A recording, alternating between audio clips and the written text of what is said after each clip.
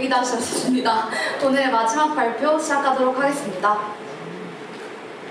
장기요양 등급 5등급 어르신의 인지활동 참여도를 강화하겠습니다. 안녕하세요. 맞춤형 인지활동 프로그램 인지한 시간을 만드는 팀 비파이의 팀장 김가영입니다. 이 사진은 요양원에서 매주 진행되고 있는 활동인데요. 이 어르신들 색칠 공부를 왜 하고 계신 걸까요? 이는 바로 인지활동의 일환입니다. 인지활동이란 인지기능의 저하와 치매를 예방하는 활동인데요. 먼저 이 인지기능은 기억력, 언어력, 진압력, 수리력 등으로 구성되는 뇌가 정보를 처리하는 능력을 의미합니다. 그리고 이 인지기능이 저하된다면 집중력 저하로 주변에 집중하지 못하고 기억력 및 말하기와 언어 이해가 어려워집니다. 즉, 우리가 흔히 말하는 늙는다는 것은 바로 이 인지기능의 저하를 의미하는 것이죠. 이에 현행 방문요양 서비스에서는 이 인지기능의 저하를 예방하고자 인지활동을 진행하고 있고, 그중 특히 치매 특별등급, 인지지원등급으로 분류되는 5등급 어르신을 돌보는 방문요양 보호사분들은 근무시간 3시간 중에 1시간은 필수로 인지활동을 진행해야 합니다. 그러나 문제는 지금 이 인지활동이 평균 단 20분에 그친다는 점인데요.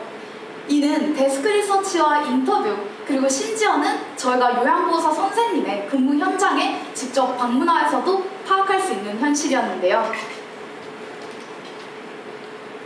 고령화가 지속화됨에 따라 이 요양보호 서비스를 필요로 하시는 수급자의 수는 점차 증가하고 있고, 또 그중 특히 인지활동이 필수인 이 치매 5등급 어르신을 돌보는 보호사의 치매 5등급 수급자분의 수 또한 기하급수적으로 증가하고 있습니다.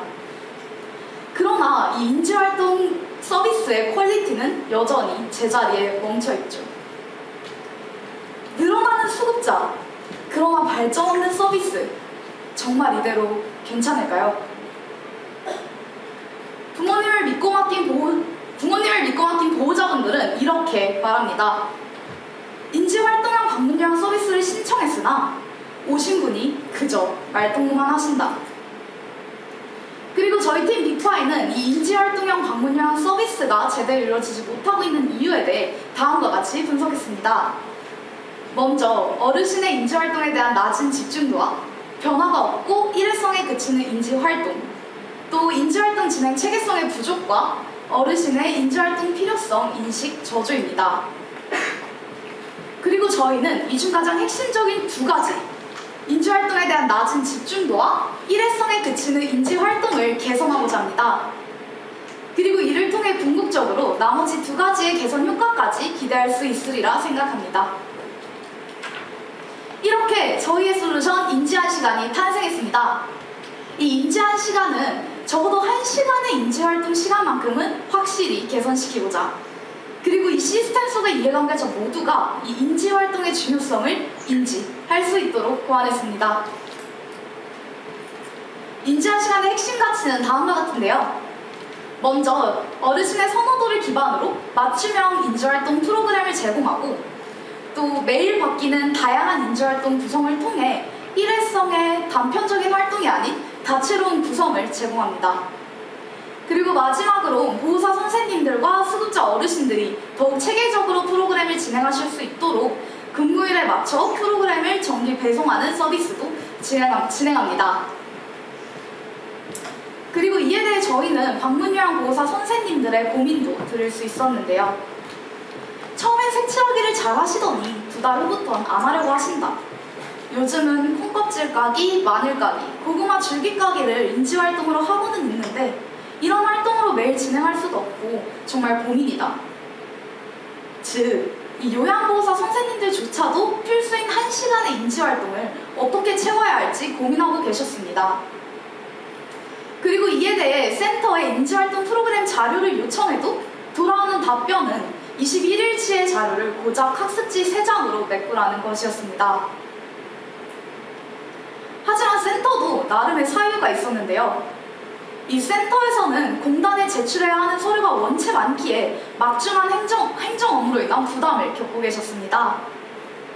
이에 센터에서는 인지 활동까지 충분히 신경 쓰기 어려웠고, 또 이와 더불어 저희의 솔루션 인지한 시간이 기존 센터의 가장 큰 골칫거리 중 하나였던 프로그램 계획표까지를 제공하기에 솔루션을 통해서라면 이 근무 부담이 크게 감소할 수 있을 거라는 긍정적인 의사를 주셨습니다. 그리고 지금부터는 저희 인지한 시간의 서비스 프로세스를 소개해드리겠습니다. 현재 나눠드릴 학습지는 저희가 실제 MVP를 진행하며 활용했던 학습지인데요. 이와 함께 봐주시면 감사하겠습니다. 그리고 앉아 계시는 청중분들께서는 이 상단의 QR코드를 스캔해주시면 감사하겠습니다. 이 QR코드는 저희 인지한 시간의 랜딩페이지 QR인데요. 해당 QR코드를 타고 들어가셔서 인지한 시간 미리 보기 버튼을 클릭하시면 저희 서비스 프로세스를 더욱 자세히 파악하실 수 있습니다. 현재 심사위원분들께서 받으신 자료는 총 3가지로 구성이 되어 있는데요. 먼저 사전 선호도 체크리스트와 그리고 보호사 선생님들을 위한 안내문, 마지막으로 실제 학습지 자료입니다. 이에 대한 더욱 구체적인 설명은 다음 슬라이드부터 함께 보시죠. 먼저 스텝 1은 사전 선호도 체크 및 인지 수준 점검 단계입니다. 해당 단계에서는 어르신의 인지활동 흥미를 세분화한 체크리스트를 제공합니다. 그리고 다음 스텝 2에서는 맞춤형 인지활동 프로그램을 추천합니다. 이에 앞선 체크리스트를 기반으로 분석하고 제작한 프로그램의 목차와 함께 요양보호사 선생님들을 위한 안내문까지를 제공합니다.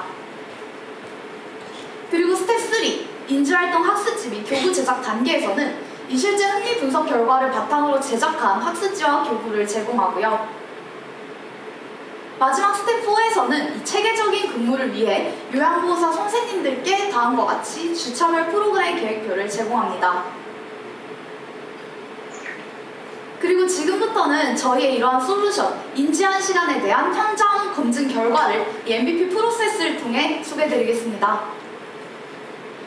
먼저 1차 MVP는 이 사전 선호도 체크리스트 제작에 집중했는데요.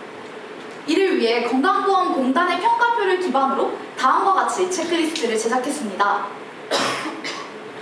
그러나 이 공단의 평가표는 정말 단편적인 그런 수준의 질문으로만 구성이 되어 있었고, 또 응답할 수 있는 방식 또한 예, 아니요 2가지로만 구성이 되어 있었습니다. 이에 저희는 이 공단의 평가표를 기반으로 한 체크리스트로는 어르신의 구체적인 인지 수준과 선호도 파악이 불가능해 실제 프로그램 제작이 어려울 것으로 판단했습니다. 이에 이후로는 더욱 이 체크리스트를 세분화하고 구체화하고자 자료조사, 인터뷰, 근무 현장 등 정말 다양한 루트를 통해 이 수급자 어르신들의 흥미에 관한 데이터를 수집하였고, 이를 다음과 같이 흥미로 분류했습니다. 또한 이 체크리스트의 문항 역시 더욱 세분화하고자 먼저 일상생활과 관련된 흥미 측정 문항을 추가하고, 또 전문 흥미 검사 문항을 적극 활용하며 마지막으로 응답 방식 역시 5단계로 세분화했습니다. 이후 실제 수급자분들을 대상으로 이 체크리스트의 응답을 수집하고 또 분석표를 기반으로 흥미 분류 결과를 도출했는데요. 이렇게 더욱 세분화된 체크리스트를 통해서는 실제 흥미별 프로그램 분류가 가능했고, 이에 2차 MVP 단계에 돌입할 수 있었습니다. 그리고 2차 MVP 단계는 맞춤 인지활동 프로그램 제작 단계에 집중했습니다. 이에 정말 다양한 프로그램 아이디어를 구상하고 이를 흥미 분류에 따라 총 80가지의 프로그램으로 분류했는데요. 이는 실제 저희가 MVP 때 진행한 강정숙 어르신의 프로그램 예시입니다. 저희가 체크리스트를 분석한 결과 해당 어르신께서는 회상활동, 음악활동, 미술활동에 흥미를 보이신다는 점을 파악하고 이를 기반으로 실제 학습지와 교구를 제작하여 제공했습니다. 또한 해당 어르신을 케어하시는 요양보호사 선생님께는 다음과 같은 방문 요양보호사 안내문과 함께 프로그램 계획표도 제공했는데요. 저희는 이러한 한 사이클의 솔루션을 총 6분의 어르신께 16건의 학습지 및 교구 형태로 제공했습니다. 그리고 지금부터는 이런 MVP에 대한 현장 반응 결과를 소개해드리겠습니다. 먼저 평소 인지활동을 싫어하시던 어르신께서는 이 인지한 시간이 글씨도 크고 밝은 느낌이라 평소보다 더욱 활발하게 인지활동에 참여하실 수 있었습니다. 또한 규칙성 있는 인지활동을 선호하시던 어르신께서는 이 인지한 시간이 사칙연산과 퍼즐과 같이 두 가지 의미를 모두 반영하기에 더욱 오랜 시간 활동을 즐겨 하실 수 있으셨으며, 또 마지막으로 저희의 인지한 시간을 사용하신 요양보호사 선생님께서는 인지한 시간이 워크북 형식의 고정된 콘텐츠가 아니라는 점에서 다른 학습지들과 확실한 차별점이 느껴졌다며, 기회가 된다면 저희의 인지한 시간을 더욱 정기적으로 제공받고 싶다는 강한 사용 의사를 들려주시기도 했습니다. 그리고 이러한 MVP를 통해 궁극적으로 기존 20분가량 진행되던 인지활동 시간이 총 40분으로 증가했으며, 또 보호사 선생님들께서 이 인지활동을 준비하시는 시간 역시 40분에서 10분으로 총 30분의 큰 감소 효과를 봤습니다. 물론 MVP 단계였기에 긍정적인 피드백만 존재한 건 아니었는데요. 저희가 향후 진행 사항에서 보완해야 할 피드백도 분명 존재했습니다. 먼저 글을 읽고 쓰기 어려우신 어르신께서는 이 흥미와 인지 수준과는 별개로 특정 신체 부위가 불편해 주어진 인지활동을 다 수행하시기 어려우셨고, 또 요양보호사 선생님께서는 이 보호사를 위한 교재나 프로그램 예시까지 있으면 더욱 좋을 것 같다는 피드백을 주셨습니다. 그리고 저희는 이런 소중한 피드백들을 모두 반영하여 다음과 같은 항목으로 인지한 시간을 발전시키고자 합니다. 먼저 비문의자와 신체가 불편한 어르신들을 위해서 학습 방식을 더욱 세분화하고, 또 수급자의 인지 수준 및 학력에 따라 난이도 또한 더욱 구체화하며, 마지막으로 보호사 선생님들을 위한 이 학습 매뉴얼까지 제공하는 것을 목표로 하고 있습니다. 그리고 저희 솔루션의 기대 효과는 다음과 같습니다.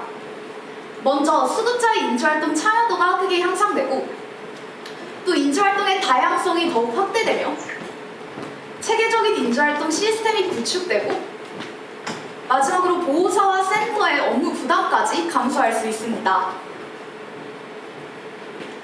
그리고 인지한 시간의 더욱 구체적인 향후 프로젝트 발전 계획은 다음과 같습니다. 먼저 9월에는 앞선 피드백들을 반영하여 인지한 시간의 프로그램의 학습 방식과 난이도를 더욱 세분화하고, 이를 기반으로 전문가의 자문까지 확보할 계획입니다. 또 이후 10월에는 더욱 양질의 콘텐츠를 제작하고 방문요양센터 30곳의 사용 의사 확보까지 목표로 하고 있으며, 또 11월에는 콘텐츠를 데이터베이스화하고 자동 프로그램 구성 시트까지를 제작하여 효율을 더욱 높이고자 합니다. 그리고 최종적으로 12월에는 방문요양보호사 교육 프로그램과 가이드북까지를 제공하여 최종적으로 이 인지한 시간의 서비스를 배포하는 것을 목표로 하고 있습니다. 그럼 12월에 배포하면 끝일까요? 물론 아닙니다. 저희 인지한 시간의 궁극적인 목표는 이 인지한 시간이 인지활동 프로그램의 기준이 되는 것인데요. 이를 위해 먼저 장기요양 등급 5등급 어르신들을 대상으로 서비스를 확정시키고, 이후 이를 점차 확대하여 최종적으로는 이 전체 방문요양 서비스 상에 저희의 시스템이 작용할 수 있게끔 하는 것이 목표입니다. 오늘 저희에게는 여러분의 15분이라는 귀중한 시간이 할당되었습니다. 이 생의 마지막을 앞두고 계신 어르신분들께 이 15분이라는 시간의 무게가 얼마나 클까요? 저희 빅파이는 기존 딱 이 발표 시간만큼 진행되던 인지활동 프로세스의 패러다임을 바꿔 1시간만큼의 인지활동은 확실히 개선될 수 있도록 최선을 다하겠습니다. 지금까지 빅파이였습니다. 들어주셔서 감사합니다.